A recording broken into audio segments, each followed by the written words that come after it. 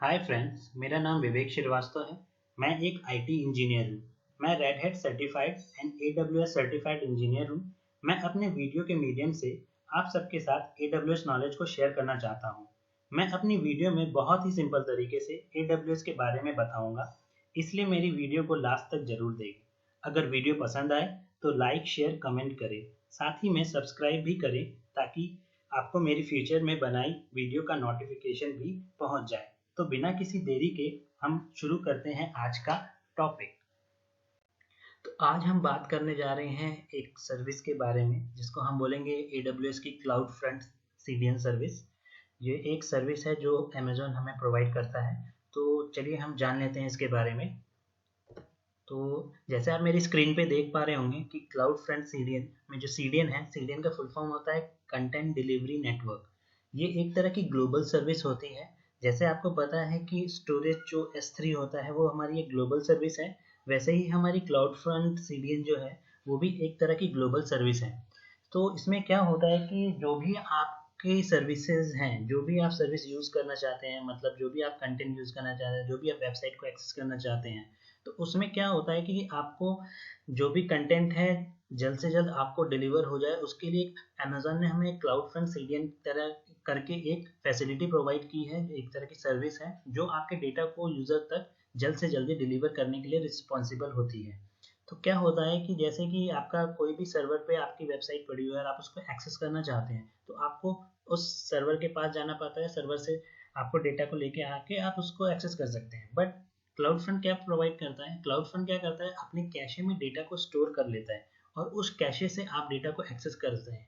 तो क्या होता है इसमें कि आपको डायरेक्ट ओरिजिनल सर्वर के पास नहीं जाना पड़ रहा, आपका डेटा एक एज लोकेशन पे ही मिल रहा है जहाँ पे डेटा आपका कैशे होके पड़ा हुआ है और आप उसको तुरंत से एक्सेस कर सकते हैं, जिसमें आपको लेटेंसी कम मिलती है। तो मेन जो फंडा है क्लाउड फ्रंट सीडीएन को लाने का यही था कि आपको बार बार ओरिजिनल सर्वर पे जाके हिट नहीं करना पड़ रहा।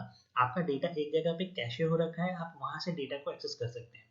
तो इसमें क्या है, वर्ल्ड वाइड अमेजोन ने क्या किया है कि जितने भी अमेजोन के रीजन है वहां पे उन्होंने अपनी एज लोकेशंस बनाए हुए हैं जहाँ पे डेटा को कैशे करके रखता है और डेटा को वो एक्सेस कराता है, अपने प्रोवाइडर्स को देता है, जिससे कि वो विदाउट किसी लेटेंसी होती है उसमें, लेकिन कम लेटेंसी के द्वारा वो आपको डेटा को प्रोवाइड करता है। तो क्लाउड फ्रंट में कुछ टर्मिनोलॉजीज हैं जिसको हम डिस्कस कर लेते हैं। इसमें क्या होता है कि कुछ ऐसी टर्मिनोलॉजीज हैं जिसको हमें जानना जरूरी है, क्योंकि अगर आप वो जानेंगे तभी आपको पता चलेगा कि क्लाउड फ्रंट एग्जैक्टली काम कैसे करता है। तो आप मेरी स्क्रीन पे जैसे देख पा रहे होंगे, तो इसमें क्लाउड फ्रंट में मैंने आपको लिखा है कि एज लोकेशन होता है, ओरिजिन होते हैं, रीजनल एज लोकेशन होता है, डिस्ट्रीब्यूशंस होते हैं, कैशे होता है। तो ये कुछ टर्मिनोलॉजीज हैं क्लाउड फ्रंट के बारे में जिसको हम अभी देखेंगे कि एक एक करके कि ये क्या होती है, उनकी एग्जैक्टली फंक्शनैलिटी क्या होती है। तो जैसे आपको थोड़ा बहुत समझ आया होगा कि क्लाउड फ्रंट का मतलब यही होता है, वो आपके जो भी आप डेटा या फिर जो भी कंटेंट है उसको आप एक्सेस कर रहे हैं तो उसको आपको स्पीड प्रोवाइड करता है, मतलब उसको विदाउट लेटेंसी तो होती है बट कम लेटेंसी के साथ डाटा को फास्ट डिलीवर करने की रिस्पॉन्सिबिलिटी क्लाउड फ्रंट की होती है।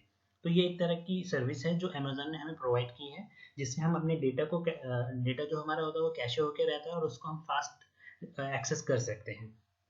तो इसमें हमारे पास एक इनवैलिडेशन रिक्वेस्ट भी होती है जिसके बारे में हम आगे देखेंगे कि वो क्या होती है। और इसमें हमारे पास एक जियो लोकेशन कह सकते हैं हम उसे, या फिर जियो रिस्ट्रिक्शन कह सकते हैं। इसमें क्या है ये भी मैं आपको बताऊंगा थोड़ी ही देर में कि एग्जैक्टली ये सारी टर्मिनोलॉजीज का मतलब क्या होता है। तो हम आगे चलते हैं। तो आप मेरी स्क्रीन पे जैसे देख पा रहे होंगे कि एज लोकेशन के बारे में मैंने आपको बताना चाहा है इसमें। तो जो भी आपका कंटेंट है वो कैसे डिलीवर्ड होगा, उसके लिए हमारे पास कोई एक तरह कुछ होना चाहिए ना, एक स्टोरेज होना चाहिए जहाँ पे हमारा डेटा रहेगा, जहाँ पे हमारा कंटेंट रहेगा। तो उसको जो अमेजोन ने नाम दिया है उसको हम बोलते हैं एज लोकेशन। तो वर्ल्ड वाइड में एज लोकेशन बनाए हुए हैं अमेजोन में जहाँ पे वो अपने डेटा को, आपके कंटेंट को कैशे करके रखता है, जिससे कि यूजर जब भी किसी रिक्वेस्ट करेगा किसी भी वेबसाइट के लिए या किसी भी डेटा के लिए, किसी भी कंटेंट के लिए, तो वो सबसे पहले क्या होगा, डोमेन नेम रेजोल्यूशन करते हुए वो आपकी एज लोकेशन के पास आएगा और वहां से वो सबसे पहले ये चेक करेगा कि मेरे एज लोकेशन में वो कंटेंट पड़ा है कि नहीं। अगर उसके एज लोकेशन में वो कंटेंट पड़ा है तो वो डाटा, जो भी डाटा है, जो भी कंटेंट है, वो आपके एंड यूजर को मिल जाएगा, यूजर को मिल जाएगा। उसको सर्वर के पास जाने की जरूरत नहीं है। लेकिन इसमें एक थोड़ा सा कैच ये भी है, सपोज करिए आपने किसी कंटेंट के लिए रिक्वेस्ट किया, डीएनएस के थ्रू होते हुए वो रिक्वेस्ट आपके क्लाउड फ्रंट पे पहुंची। क्लाउड फ्रंट ने वो रिक्वेस्ट पहली बार आई है आपके क्लाउड फ्रंट पे, वो उसने अपने कैशे में चेक किया कि यार मेरे पास ये किसी ने एक्सेस किया है जो मैं इसे कैशे से उठा के दे सकता हूँ अपने इस यूजर को। अगर उसको वो डेटा नहीं मिला वहाँ पे, उसके कैशे में वो डेटा नहीं पड़ा हुआ है, वो कंटेंट नहीं पड़ा हुआ है, तो वो क्या करेगा, वो डायरेक्ट जाएगा आपके सर्वर्स के पास। मतलब कि आपकी जो एज लोकेशन होती है ना, एज लोकेशन की कनेक्टिविटी होती है आपके सर्वर्स के साथ कह सकते हैं हम, या फिर ओरिजिन्स के साथ कह सकते हैं, जिससे कि वो आपका डेटा लेके आके अपने एज लोकेशन कैशे में स्टोर करेगा और फिर यूजर को देगा। तो उस टाइम पे थोड़ा सा डिले हो सकता है, क्योंकि आपके एज लोकेशन को सर्वर के पास जाना है, सर्वर से डेटा को लेके अपने कैशे में रखना है, फिर यूजर को देना है। लेकिन सेम कंटेनर किसी दूसरे यूजर ने एक्सेस करने की कोशिश की, क्योंकि वो डेटा तो ऑलरेडी लेके अपने कैशे में रख चुका है, तो जो सेकंड यूजर होगा उसको वो कम लेटेंसी के साथ मिल जाएगा। तो फर्स्ट टाइम में थोड़ी सी लेटेंसी मिल सकती है, बट अगर सेम ही चीज किसी ने दूसरी बार उसको एक्सेस करने की कोशिश की तो उसको कम लेटेंसी के साथ वो डेटा उसको मिल सकता है और वो कंटेंट उसको एक्सेस कर सकता है। तो ये एज लोकेशन का काम होता है। एज लोकेशन ऐसा नहीं है कि रीजन और अवेलेबिलिटी पे कोई टाइप होता है कि उनसे उसको मतलब होता है कि इस रीजन में ये वाला एज लोकेशन होना चाहिए, इस रीजन में ऐसा होना चाहिए, नहीं। ये प्री डिफाइंड कुछ एज लोकेशन अमेजोन ने अपने बना रखे हैं, जो रीजन वाइज उसने डिस्ट्रीब्यूट करके रखे हुए हैं। तो ये इन पे डिपेंडेंट नहीं है, वहाँ पे बस आपका डेटा कैशे होके रखा रहता है, लेकिन वर्ल्ड वाइड फैला के उन्होंने रखे हैं ताकि यूजर को कैशे से डेटा मिल सके। मतलब ऐसा नहीं हो कि आयरलैंड वाले को एज लोकेशन के लिए जाना पड़ेगा इंडिया, ऐसा नहीं हो। इंडिया में ही उसका कहीं पे एड लोकेशन बना के रखा है अमेजोन ने, जहाँ पे वो जहाँ से डाटा को कैश करके वो रखता है और यूजर को डिलीवर कर रहा है। तो अब जैसे मैंने आपको बताया था कि एज लोकेशन की कनेक्टिविटी होती है, एक परसिस्टेंट कनेक्शन बना होता है ओरिजिनल सर्वर के पास। वो इसलिए जरूरी है क्योंकि अगर कनेक्शन नहीं बना होगा, यूजर ने कोई ऐसा डेटा रिक्वेस्ट किया जो उस एज लोकेशन के पास स्टोर नहीं है, उसके कैश के पास स्टोर नहीं है, तो उसको डेफिनेटली सर्वर के पास जाना पड़ेगा, क्योंकि मेन चीज तो सर्वर के पास ही पड़ी है, वहां से ही वो डेटा को, कंटेंट को लेके आएगा और आपको डिलीवर करेगा। इसलिए कनेक्शन, परसिस्टेंस कनेक्शन बना होना जरूरी है एज लोकेशन और इसके बीच में, क्योंकि ये अमेजोन की सर्विस है। तो एज लोकेशन और सर्वर के बीच कनेक्टिविटी उसकी बहुत अच्छी होती है, इसमें मतलब कोई डिस्टर्बेंस नहीं होता है, और ये मतलब अच्छी कनेक्टिविटी बनी होती है ताकि वो डाटा को तुरंत आपको लाके दे सके और अपनी कैशे में स्टोर कर सके। तो जैसे मैंने आपको पहले ही बताया था कि जब भी कोई यूजर रिक्वेस्ट करता है किसी भी कंटेंट के लिए, वो राउट होके आता है आपके डीएनएस के थ्रू होते हुए, वो एज लोकेशन पे आता है, फिर वहाँ पे वो कैशे में चेक करता है, डाटा रहता है तो वो डिलीवर करता है। इससे क्या होता है कि टाइम भी बचता है और उसको बार बार सर्वर पे नहीं जाना पड़ रहा। अगर वो सर्वर पे बार बार नहीं जा रहा है तो इससे क्या होगा कि सर्वर पे लोड भी कम पड़ेगा, आपका कैशे जो एज लोकेशन में कैशे पड़ा है, डेटा वहाँ से डिलीवर भी हो जा रहा है यूजर को, सर्वर पे लोड भी कम पड़ रहा है, और डाटा जो भी मिल रहा है वो कम लेटेंसी के साथ यूजर उसको एक्सेस कर पा रहा है। तो ये एज लोकेशन की चीज़ें होती हैं। और लो लेटेंसी मिलती है इसमें, जो कि बहुत ज़रूरी है। कोई भी यूज़र अगर किसी चीज़ को एक्सेस करना चाहता है तो वो सबसे पहले यही सोचता है यार मेरे को लेटेंसी कम मिलनी चाहिए। अगर लेटेंसी ज़्यादा मिल रही है तो फिर वो यूज़र कहेगा यार ये तो बहुत ही बेकार है, क्योंकि लेटेंसी इसमें ज़्यादा मिल रही है, मैं इसको क्यों यूज़ करूँ। इसलिए लो लेटेंसी का कॉन्सेप्ट यहाँ पे लाया गया, जिससे कि एज लोकेशन में डाटा को कैशे करके रखते हैं, जिससे कि यूज़र को जल्दी से डिलीवर होता है डेटा, और यूज़र को बैड एक्सपीरियंस नहीं मिलता, परफॉर्मेंस अच्छी रहती है आपकी। तो ये एज लोकेशन के बारे में कुछ बुनियादी बातें थी, और हम आगे बढ़ते हैं और देखते हैं कि हमारा रीजनल एज लोकेशन क्या होता है। एज लोकेशन तो होता है बट रीजनल एज लोकेशन भी होते हैं।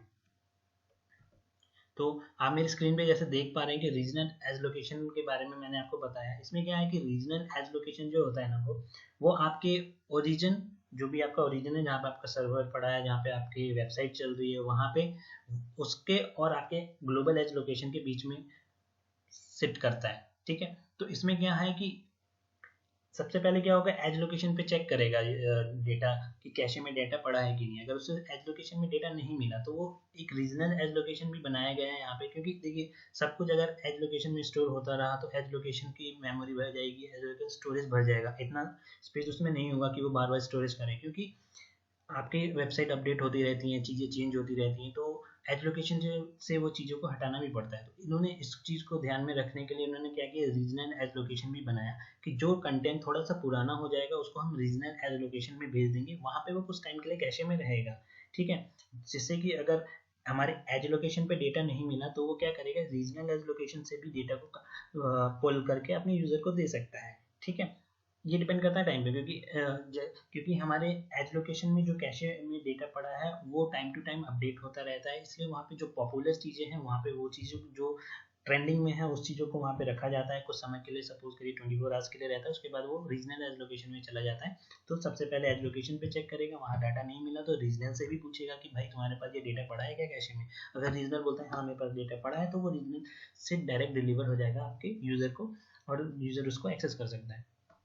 तो ये फंडा होता है। लेकिन केस क्या होता है, अगर हमारी एज लोकेशन में भी डेटा नहीं मिल रहा है कैशे में, अगर रीजनल एज लोकेशन में भी नहीं मिल रहा है, तो उसको फिर जाके सर्वर से ही लेके आना पड़ेगा, मतलब ओरिजिनल के पास फिर उसको जाना ही पड़ेगा, उसके पास कोई चारा नहीं है, क्योंकि ओरिजिनल पे ही जाके वो डाटा को ला सकता है, वो अपने हिसाब से डेटा को यूजर को नहीं दे सकता, क्योंकि उसको जो भी डेटा चाहिए वो सर्वर पे पड़ा है और सर्वर से जब तक वो पुल नहीं करके ला के नहीं रखेगा अपने कैशे में वो डिलीवर नहीं कर पाएगा।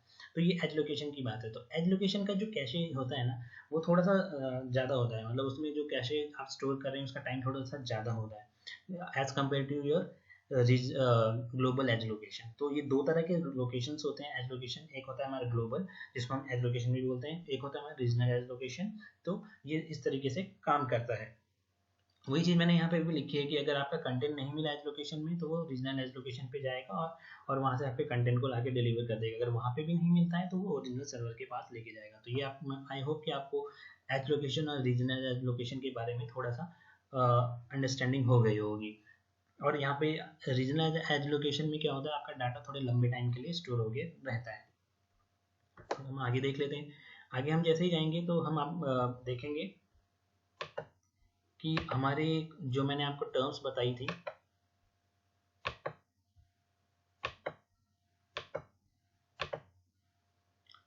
इसमें हम देखते हैं कि origin, distribution, invalidation request and Jio restriction क्या होता है। तो ओरिजिन का मतलब कुछ भी नहीं होता, बिल्कुल सिंपल टर्म्स में अगर आपको समझना है तो आप यही समझे कि जहाँ पे आपकी वेबसाइट पड़ी हुई है, जहाँ पे आपके सर्वर्स रखे हुए हैं वो मेरा ओरिजिन है। ठीक है, जहाँ से वो कंटेंट डेटा ओरिजिन हो रहा है, ओरिजिनेट हो रहा है, वो मेरा ओरिजिन है। तो हमारे क्लाउड फ्रंट में ओरिजिन्स क्या हो सकते हैं, क्लाउड फ्रंट में जो भी डेटा हमारा पुल करके ला रहा है जहाँ से, वो हमारे सर्वर्स हो सकते हैं EC2 के, या फिर हमारा सपोज करिए कोई लोड बैलेंसर लगा, उसके बैकएंड पे हमारे सर्वर्स लगे EC2 के, तो लोड बैलेंसर हमारा हो गया, तो लोड बैलेंसर का APN जो होगा वो हमारा ओरिजिन हो सकता है हमारे क्लाउड फ्रंट के लिए। S3 बकेट में भी वेबसाइट लोग होस्ट करते हैं, तो S3 बकेट से भी अगर हम कंटेंट ला रहे हैं तो हमारा S3 बकेट भी हो सकता है। तो S3 बकेट हो सकता है, EC2 इंस्टेंसेस हो सकते हैं, इलास्टिक लोड बैलेंसर्स हो सकते हैं। तो ये हमारे ओरिजिन होते हैं, जहाँ से हमारा मेन डेटा पड़ा हुआ है, जहाँ से वो डेटा हमारे पास आता है और हमारे कैशे में स्टोर होता है। तो ओरिजिन का कॉन्सेप्ट बस यही होता है।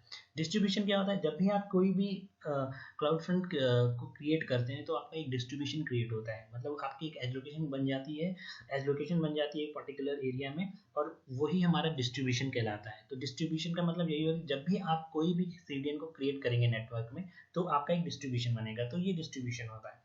ठीक है, इनवैलिडेशन रिक्वेस्ट की बात हम कर लेते हैं, जो मैं आपको बोल रहा था कि मैं आपको बताऊंगा आगे कि इनवैलिडेशन रिक्वेस्ट क्या होती है। तो देखिए, इनवैलिडेशन रिक्वेस्ट का मतलब कुछ बहुत बड़ा नहीं है, बट यही है कि सपोज करिए आपका कोई सर्वर चल रहा है, उस पर कोई आपकी वेबसाइट चल रही है और आपने अपनी वेबसाइट पे कुछ चेंजेस किए, तो यूजर को डेटा तो कैशे से मिल रहा है, चाहे वो आपका एज लोकेशन हो चाहे वो आपका रीजनल एज लोकेशन हो, लेकिन अब सर्वर का जो ऑनर है या सर्वर जो वेबसाइट पे होस्ट कर रखी है वो बोलता है कि नहीं यार, मैंने कुछ नए कंटेंट डाले अपने साइट्स पे, तो मैं चाहता हूँ कि जो भी रिक्वेस्ट है आपकी एज लोकेशन पे या फिर रीजनल एज लोकेशन पे वो वहाँ से डिलीट हो जाए और फ्रेश चीज़ जो भी है वो वहाँ पे अपडेट हो जाए, ताकि यूजर उसको फ्रेश चीज़ को यूज़ करे। तो वो इनवैलिडेशन रिक्वेस्ट करेगा। उसमें क्या होगा कि जो भी चीज़ें पड़ी हुई हैं आपकी एज लोकेशन में या फिर आपके रीजनल एज लोकेशन में, वो वहाँ से डिलीट हो जाएंगी और नई चीज़ दोबारा से जैसे ही रिक्वेस्ट करेगा कोई यूज़र, तो वो नए सर्वर से जाके वहाँ पे एक्सेस कर सकता है। तो इनवैलिडेशन रिक्वेस्ट में आपको क्या करना है, वहाँ से उस चीज़ों को डिलीट करना है ताकि नई चीज़ें वहाँ पे अपडेट हो जाए और यूज़र को नई चीज़ें मिले। तो ये इनवैलिडेशन रिक्वेस्ट होता है। जियो रिस्ट्रिक्शन के बारे में हम बात कर सकते हैं। जियो रिस्ट्रिक्शन भी एक तरह का प्रोसेस बनाया गया है इसमें, जिसमें आप क्या कर सकते हैं, आपको अथॉरिटी होती है इसमें कि आप अपने हिसाब से कंट्रीज को सेलेक्ट कर सकते हैं। सपोज करिए कि मैं इंडिया का कस्टमर हूँ और एक कस्टमर मेरा बैठा हुआ है यूके में। अगर यूके वाला, मैं चाहता हूँ कि यूके वाला मेरे कंटेंट को देख ना सके या फिर वो एक्सेस ना कर सके, तो ये चीज़ मैं कर सकता हूँ। मैं क्या कर सकता हूँ कि मैं अपने ही जियो रिस्ट्रिक्शन के टैब में जाके एडिट कर सकता हूँ कंट्रीज को, जिसमें मैं उसको वाइट लिस्ट भी कर सकता हूँ, ब्लैक लिस्ट भी कर सकता हूँ। बाय डिफॉल्ट ये वाइट लिस्ट होती हैं सारी कंट्रीज के लिए, लेकिन आप चाहते हैं कि स्पेसिफिक कंट्री वाले ही मेरे वाइट लिस्ट में हो, जिसमें मतलब वाइट लिस्ट का मतलब कि उसको एक्सेस है इस चीज़ को देखने का, मतलब वो वाइट है, उसमें कोई ब्लैक नहीं है। वाइट का मतलब क्या है कि वाइट लिस्टेड मतलब कि वो उसमें किसी तरह का कोई रिस्ट्रिक्शन नहीं है, वो इस चीज़ को देख सके। तो इसमें आप जैसे मेरी स्क्रीन पे देख पा रहे होंगे नीचे एक एडिट जियो रिस्ट्रिक्शन करके एक मैंने स्क्रीनशॉट लगाया है, जिसमें आप देख पा रहे होंगे दो रेडियो बटन्स हैं, जिसमें एक व्हाइट लिस्ट और एक ब्लैक लिस्ट है। अगर आप किसी कंट्री को व्हाइट लिस्ट करना चाहते हैं तो आप उस व्हाइट लिस्ट पे रेडियो बटन पे क्लिक करें, कंट्री को सेलेक्ट करें, ऐड करें। बाय डिफॉल्ट आपने गलती से कोई ऐड कर दिया, आप उसको रिमूव करना चाहते हैं तो रिमूव का भी आपको वहाँ पे एक टैब दिख रहा होगा टॉगल, जिसको आप क्लिक करके आप उसे रिमूव भी कर सकते हैं। अगर आप चाहते हैं कि नहीं यार मेरी इस कंट्रीज का मेरे इन कंट्रीज के बंदे मेरे कंटेंट को नहीं देख सके, तो आप उस कंडीशन में ब्लैक लिस्ट करके ब्लैक लिस्ट को सेलेक्ट करें और जो भी कंट्रीज आपको चाहिए उसको आप सेलेक्ट करके ऐड कर सकते हैं। इस तरीके से आप रेस्ट्रिक्शन भी लगा सकते हैं कंट्रीज वाइज अगर आप चाहते हैं तो ये कुछ बेसिक बातें थी जिसमें हमने डिस्कस किया कि हमारे एज लोकेशन क्या होते हैं, रीजनल एज लोकेशन क्या होते हैं, फिर हमारे ओरिजिन क्या होता है, डिस्ट्रीब्यूशन क्या होता है, फिर हमारा इनवैलिडेशन रिक्वेस्ट क्या होती है, जियो रिस्ट्रिक्शन क्या होता है, हम कैसे कंट्रीज को white list and black list कर सकते हैं। तो ये जो पूरा ओवरऑल कॉन्सेप्ट था ये आपका क्लाउड फ्रंट सीडीएन का था, जिसमें डेटा आपका कैशे होता है एज लोकेशन में और यूजर को डिलीवर होता है, so that user will face less latency in accessing there data. तो ये कुछ बातें थी जो हमने क्लाउड फ्रंट के बारे में जानी थी। तो हमें एक छोटी सी एक चीज और देख लेते हैं कि ओवरऑल इसकी वर्किंग क्या होती है। जैसे मैंने आपको पहले भी बताया अभी थोड़ी देर पहले, जब भी किसी यूजर ने रिक्वेस्ट करी किसी भी कंटेंट के लिए, मैं उसको दोबारा से रिपीट कर देता हूँ ताकि आपको एक पिक्चर बन जाए आपके माइंड में कि एग्जैक्टली हो क्या रहा है यहाँ पे। देखिए इसमें क्या होता है कि मेरी स्क्रीन में आपको लिखा हुआ भी दिख जाएगा, आप इसको बाद में पढ़ भी सकते हैं। मैं आपको बस एक्सप्लेन कर देता हूँ ब्रीफ में कि एग्जैक्टली ये क्या चीज़ है। तो इसमें देखिए क्या है, जब भी किसी यूजर ने रिक्वेस्ट करी किसी कंटेंट के लिए, तो वो डीएनएस के थ्रू होते हुए सबसे पहले आपके जो पास में जो भी एज लोकेशन है वहां पे जाएगी। ठीक है, पास के एज लोकेशन में जाएगी। एज लोकेशन में ये चेक किया जाएगा कि आपने जिस कंटेंट के लिए रिक्वेस्ट की है वो कंटेंट वहां पे पड़ा है कि नहीं। ठीक है, अगर देखिए अगर वो डेटा कैशे में पड़ा है तो वो डायरेक्ट यूजर को डिलीवर हो जाएगा। सपोज ये भी हो सकता है कुछ उसने ऐसा एक्सेस करा जो वहां पे नहीं पड़ा है, तो एज लोकेशन क्या करेगा, फिर वो रीजनल एज लोकेशन से भी एक बार कंफर्म करेगा कि क्या वो डेटा रीजनल एज लोकेशन के कैशे में पड़ा है। रीजनल एज लोकेशन में अगर पड़ा होगा तो वो वहां से डिलीवर हो जाएगा।